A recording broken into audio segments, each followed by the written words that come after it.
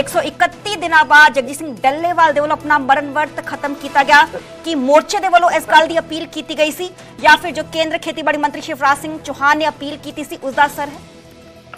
देखिए, पिछले 3-4 दिनों से जो महापंचायतें हो रही थी, हर महापंचायत में किसानों की एक ही भावना निकल के आ रही थी कि सरदार जगजीत सिंह डल्लेवाल जी अपना अनशन समाप्त करें और इस आंदोलन को और भी ज्यादा व्यापक व तेज करने का कार्य करें।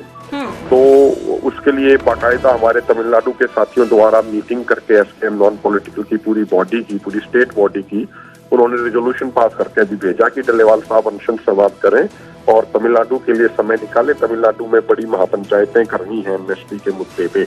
तो इसी तरीके से हरियाणा के साथियों ने भी उनसे रिक्वेस्ट करी थी। हमने मई के पहले सप्ताह में हरियाणा में और राजस्थान में महापंचायतें शुरू होंगी, जिस तरीके से अभी पंजाब के जगह जगह महापंचायतें चल रही हैं। तो हर जगह समाज की यही भावना आ रही थी, किसान समाज की, कि डल्लेवाल साहब अनशन समाप्त करें। और मुझे लगता है कि एक सामाजिक लीडर की सबसे बड़ी निशानी ये होती है कि वो समाज की भावना को ध्यान में रखते हुए अपने फैसले लें।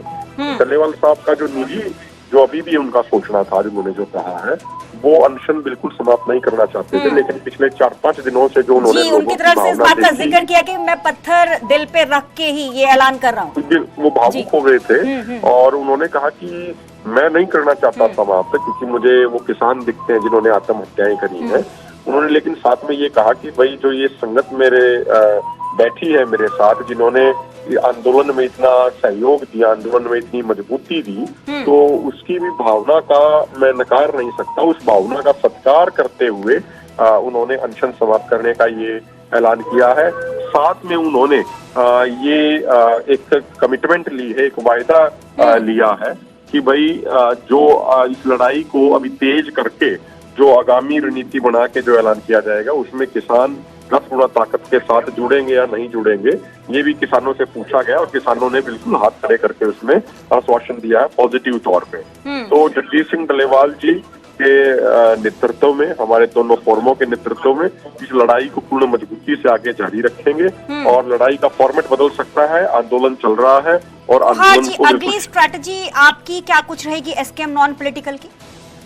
देखिए, मुझे लगता है कि अभी थोड़ा समय चाहिए, अभी थोड़ा सा, क्योंकि अभी अगले 20 दिन तो आप देखेंगे गेहूं कटाई का सीजन है, तो किसान पूरे तरीके से व्यस्त है।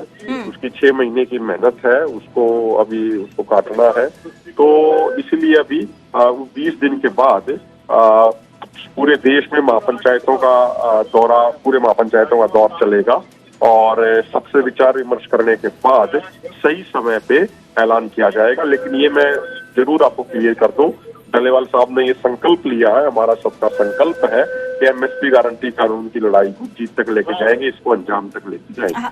कोहार जी, जब उनकी तरफ से संबोधन किया जा रहा था तो वो लगातार हमलावर थे पंजाब सरकार पे कि हारी हुई सरकार पीछे से हमला करती है। देखिए, मुझे लगता है कि ये केंद्र और स्टेट गवर्नमेंट दोनों कहीं ना कहीं जिम्मेदार हैं, क्योंकि आप एक बात समझिए, हमें न्योता दे के बुलाया किसने था? अब हम किसी को अगर अपने घर पे बुलाते हैं न्योता दे के, इन्वाइट करके, तो उसकी देखरेख की जिम्मेदारी हमारी बनती है ना। अगर हम किसी को इन्वाइट करेंगे न्योता दे के, तो हमें न्योता किसने दिया था? हमें न्योता दिया था केंद्र सरकार ने, हमें न्योता दिया था माननीय कृषि मंत्री जी के कृषि मंत्रालय ने हमें न्योता दिया था। तो उनकी ये जिम्मेदारी बनती थी, उनको इस चीज पे क्लियर करना चाहिए, उनको इस चीज पे बिल्कुल स्पष्टता पूर्वक ये कैसे हो गया, क्योंकि न्योता तो उनका था ना। तो हमें कहीं ना कहीं लगता है कि ये सेंटर और स्टेट की आपसी रजामंदी के तहत ही 19 तारीख को किसानों को कुचलने का काम किया गया है। जी।